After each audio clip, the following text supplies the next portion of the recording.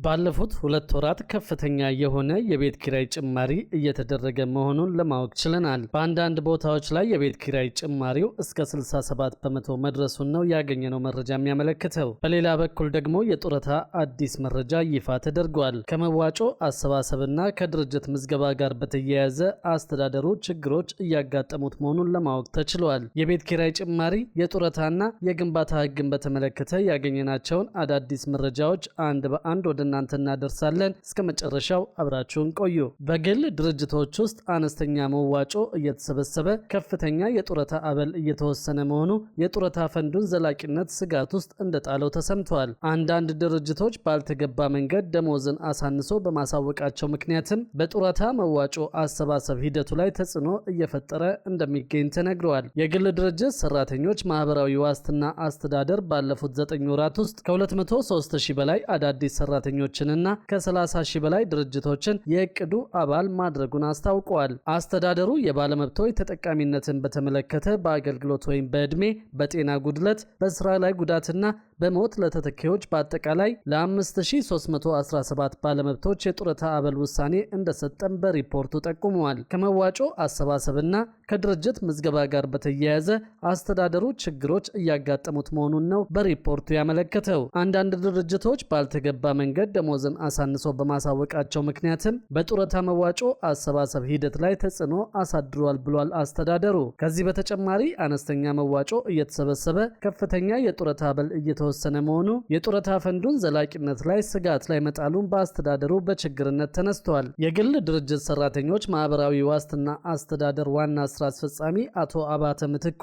ዝቅተኛ የደሞዝ ወለል እስኪስተካከል ድረስ ድርጅቶች ታክስ የከፈሉበትን ትክክለኛ የደሞዝ መጠን በማየት የጡረታ መዋጮውን በዚያው ልክ እንዲከፈል ጥብቅ ክትትል ማድረግ እንደሚገባ በሪፖርቱ የግምገማ መድረክ ላይ አሳስበዋል። ባለፉት 9 ወራት አስተዳደሩ በገቢ አሰባሰብ 39.7 ቢሊዮን ብር የጡረታ መዋጮ የሰበሰበ መሆኑ ተነግሯል። ከኢንቨስትመንት ብር 16.9 ቢሊዮን ብር የግል ድርጅት ሰራተኞች ማህበራዊ ዋስትና አስተዳደር ትርፍ ማግኘት መቻሉም በሪፖርቱ ላይ ተጠቁመዋል። ከዚህ ጎን ለጎን ብሔራዊ ባንክ ከመንግስትና ከግል ዘርፍ የሚሰበሰቡ የጡረታ ፈንዶች ላይ ቁጥጥር እየተደረገ እንዳልሆነ በመግለጽ የፖሊሲ ማሻሻያ እንዲደረግ ምክረ ሐሳብ አቅርበዋል። የብሔራዊ ባንክ ምክትል ገዢ አቶ ሰለሞን ደስታ እንዳስታወቁት የጡረታ ፈንዶች ለብሔራዊ ባንክ ሪፖርት የሚያቀርቡ ቢሆንም በተግባር ግን በባንኩ ቁጥጥር እየተደረገባቸው አይደለም ብለዋል። የባንክና የፋይናንስ ባለሙያ የሆኑት አቶ ወርቁ ለማ እንደገለጹት ደግሞ የጡረታ ፈንድ የሚያስተዳድረው የገንዘብ መጠን ከፍተኛ በመሆኑ ተገቢው ቁጥጥር ሊደረግበት ይገባል የሚለው የብሔራዊ ባንክ ምክረ ሐሳብ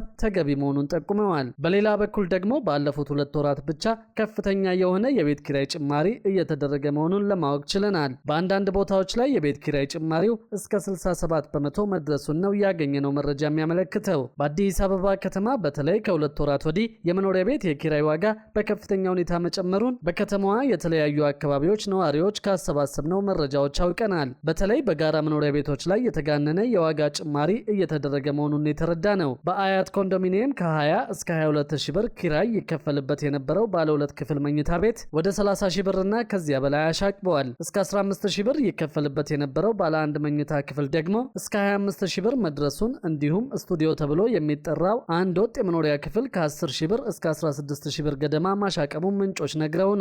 በገላን፣ ቦሌ አራብሳና ጀሞ በሚገኙ የጋራ መኖሪያ ቤቶች ላይ በተመሳሳይ አከራዮች ከፍተኛ የኪራይ ጭማሪ ማድረጋቸውን ተረድተናል። የከተማዋ አስተዳደር የቤት ኪራይ ጭማሪ እንዳይደረግ አከራዮች ቀደም ሲል ውል ማስገባቱ አይዘነጋም። የኪራይ ውል ምዝገባ የህግ ገደብ ሰኔ 30 ቀን መቃረቡን ተከትሎ የአዲስ አበባ ቤቶች ልማትና አስተዳደር ቢሮ ያለ አግባብ የቤት ኪራይ ዋጋ በሚጨምሩና ህገወጥ በሆነ መንገድ ተከራዮችን በሚያባርሩ ያላቸው አከራዮችን አስጠንቅቋል።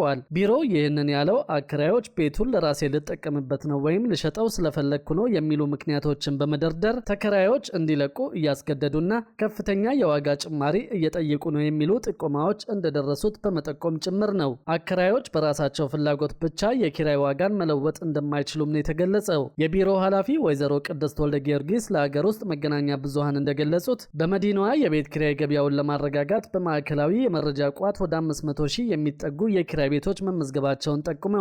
የቤት ኪራይ ውል በህግ የተቀመጠው ቢያንስ ለ2 ዓመታት እንዲያገለግል ተደርጎም በመሆኑ ለሚቀጥለው የኪራይ ዘመን ማስተካከያ ካስፈለገ ውሳኔ ለመስጠት አሁን ላይ ጥናት እየተካሄደ እንደሚገኝ ጠቅሰዋል። የቤት ኪራይ ዋጋን የማስተካከል ስልጣን ያለው መንግስት ብቻ እንደሆነም ነው ኃላፊዋ አጽንኦት የሰጡት። የአከራይና ተከራይ ውል ምዝገባ ከተጀመረ በአሁኑ ወቅት የ2 ዓመት ገደማ መምላቱን የጠቀሱት ኃላፊዋ ቀደም ሲል ምዝገባው የሚከናወነው ሁለቱም ወገኖች በአካል በመቅረብ እንደነበር አስታውሰዋል። አሁን ላይ ግን ቤቶቹ ሙሉ በሙሉ ወደ ዲጂታል ቋት የገቡ በመሆናቸው እንግልትን ለማስቀረት የውል ማደስ ስራውን በኢንተርኔት ለማከናወን የሚያስችል ሰፊ ዝግጅት እየተደረገ ይገኛል። በዚህ መሰረትም አከራይና ተከራይ ዋጋ ሳይጨመርበት ባለው የውል ስምምነት መቀጠል ከፈለጉ ውላቸውን በኦንላይን በቀላሉ ማደስ ይችላሉም ተብሏል። የውል ጊዜው በማብቃቱ ምክንያት ብቻ አከራዮች ተከራዩን አስወጥተው ሌላ ሰው ለማስገባት ቢሞክሩ እንኳን ዋጋ ጨምረው ማከራየት የማይችሉ በመሆኑ ተከራዮች የተጋነነ የዋጋ ጭማሪ ይደረግብኛል በሚል ስጋት ጭንቀት ሊገባቸው እንደማይገባ ኃላፊዋ ተናግረዋል። አብዛኛዎቹ ውሎች ጊዜያቸው የሚያበቃው ከሰኔ 30 በኋላ በመሆኑ